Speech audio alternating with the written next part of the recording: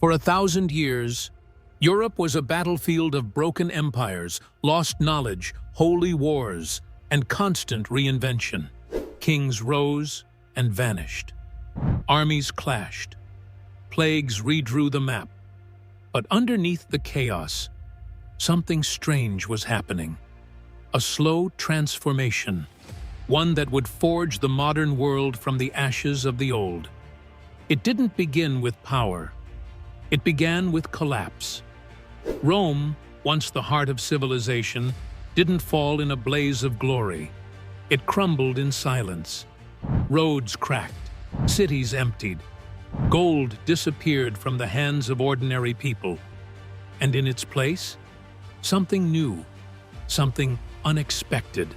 A world of Christian monks guarding fading books, barbarian kings ruling from ruined palaces, forgotten Roman laws twisted into something entirely different. This is the story of how 1,000 years of chaos reshaped a continent, and how Europe was born not from triumph, but from total breakdown. And what happened after Rome fell would shock even its fiercest enemies, the fall that started it all. Rome didn't fall in a single night. It bled out slowly. By the late 400s, the Western Roman Empire was rotting from the inside. Plagues ripped through the cities. Inflation shattered the economy, and its mighty legions replaced by mercenaries and desperation. But the real threat came from beyond the borders. To the north and east, Germanic tribes were on the move. Visigoths, Ostrogoths, Vandals, Franks. They weren't just raiding anymore. They were invading, settling. And the empire? Too weak to stop them. So Rome let them in, not as conquerors, but as guests. That backfired. In 476, a warlord named Odoacer marched into Italy. He deposed a boy emperor with a name too big for his age, Romulus Augustulus. No army defended him, no rebellion rose up. Rome just disappeared. That moment marked the end of the Western Roman Empire, and the beginning of what many would later call the Dark Ages. But here's the twist. Rome didn't vanish completely. It just changed form. The empire was gone, but its ruins would give birth to something stranger and far more unpredictable. The rise of ghost kingdoms. What came after Rome wasn't a clean slate. It was a haunted landscape. All across Western Europe, shattered provinces turned into strange new kingdoms. The Franks in Gaul, the Visigoths in Spain, the Ostrogoths in Italy. But these weren't empires. They were patchworks, led by barbarian warlords trying to act like Roman emperors. Some wore Roman titles. Some tried to preserve the laws. Most couldn't even read them. Charlemagne, the greatest of them all, built a new empire from the ruins. He united much of Western Europe. He was crowned Emperor of the Romans. But here's the kicker. Charlemagne himself was illiterate. He couldn't write his own name. Yet, under his rule, Europe saw a burst of learning, a renaissance, long before the Renaissance. Monks in cold stone monasteries copied ancient texts by candlelight. They didn't just preserve history, they accidentally rewrote it. And rumors still echo today of lost Roman libraries, hidden scrolls, and forgotten knowledge locked away in abbeys. Europe wasn't dead. It was sleepwalking through a strange rebirth, led by kings wearing crowns of rusted iron and borrowed glory. But just when things seemed to settle, a new power rose on the horizon, and it came from the desert. The almost Islamic Europe. In the 7th century, a new force exploded out of the Arabian Peninsula. Fast, fierce, relentless. The Islamic Caliphate spread like wildfire, from Persia to Spain in less than 100 years. And Europe? It was caught off guard. In 711, Muslim armies stormed across the Strait of Gibraltar.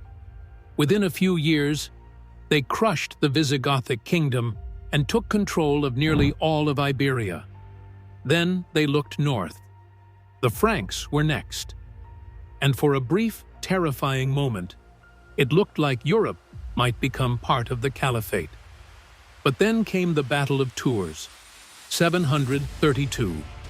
Charles Martel, a Frankish warlord with no crown but plenty of ambition, led a desperate army to stop the advance. Some say he saved Christian Europe. Others say the Muslim army was already stretched too thin to win. Historians still debate it, but the legend stuck.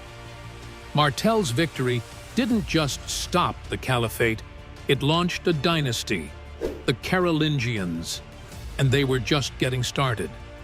But had that battle gone the other way, Europe's story might have been written in Arabic, not Latin. And that's not speculation. That's how close it came. The danger passed, but Europe's scars remained.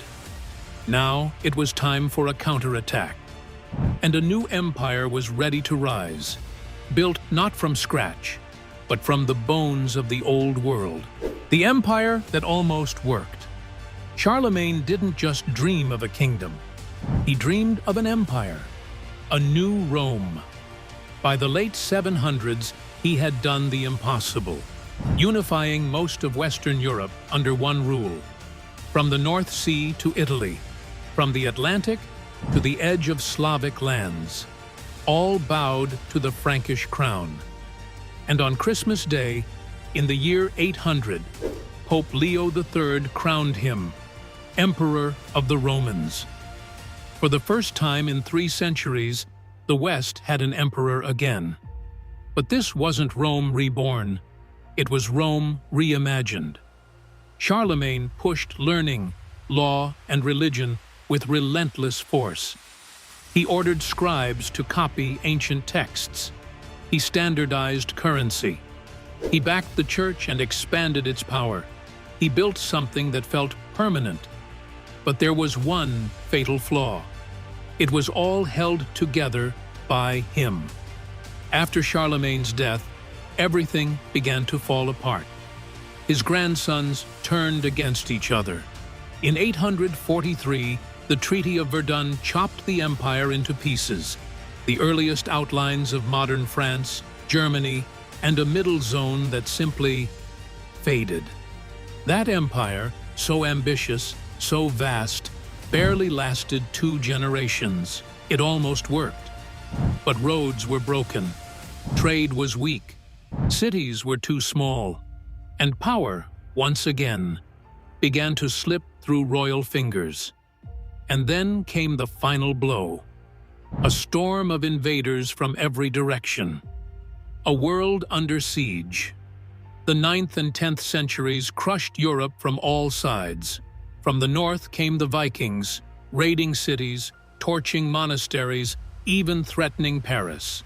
From the east, the Magyars struck fast and vanished, like ghosts on horseback. And from the south, Muslim pirates raided deep into the continent, seizing slaves and plundering towns. Europe was surrounded, and its kings, powerless. With no protection from above, local nobles rose up. They built wooden castles, raised private armies, and ruled their lands by force. The empire had fractured into hundreds of strongholds, each its own mini-kingdom. Loyalty wasn't to a nation. It was to whoever had the sharpest sword and the strongest walls. Feudalism wasn't designed. It was born out of desperation.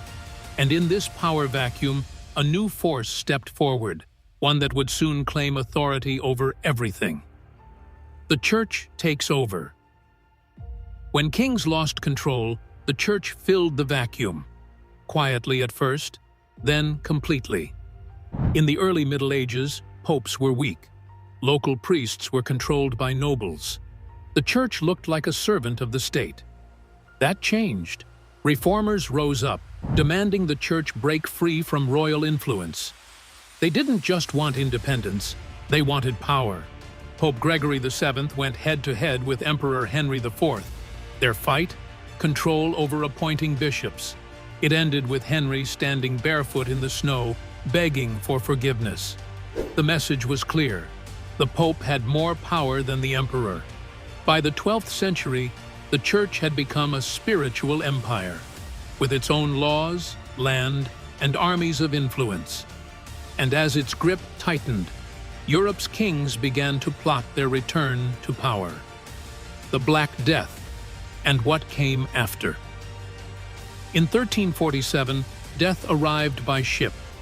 It crept into port cities and spread like fire. The Black Death tore through Europe, killing an estimated 1/3 of the population in just a few years. Entire towns vanished, fields went untended. Priests, kings, peasants, none were spared. It was the greatest catastrophe Europe had ever seen. But out of the devastation came something unexpected. With so many dead, land became abundant and labor scarce. Peasants and workers had bargaining power for the first time in history. Some demanded higher wages. Others simply walked away. Revolts broke out across Europe. Most were crushed. But the old order had been shaken. And then, something even stranger happened. In the ruins of plague-ravaged cities, a spark of creativity lit up. New technologies emerged: eyeglasses, windmills, metal tools. And soon after, the printing press. Ideas began to spread, fast. And in Italy, a new cultural wave rose from the ashes: the Renaissance. The Black Death had nearly broken Europe. Instead, it forced it to evolve. Gunpowder, crowns, and the end of the Middle Ages. By the late 1300s, gunpowder changed everything. Knights in shining armor? Outgunned, outdated. Cannons crushed castle walls. Infantry with guns beat mounted nobles. And only kings could afford these new armies. Feudal lords lost power. They didn't fight kings anymore. They worked for them. In France and England, royal power grew. The 100 Years' War wrecked the land, but forged new national identities. And heroes like Joan of Arc, a teenage peasant who turned the tide of battle. In Spain, Ferdinand and Isabella united their kingdoms, defeated the last Muslim stronghold, and launched a new era of conquest. By 1492, Europe was no longer medieval. It was armed, organized, and ready to explore the world. The legacy of a chaotic millennium. Medieval Europe wasn't just knights and castles. It was survival, reinvention, 1,000 years of chaos, reshaping everything.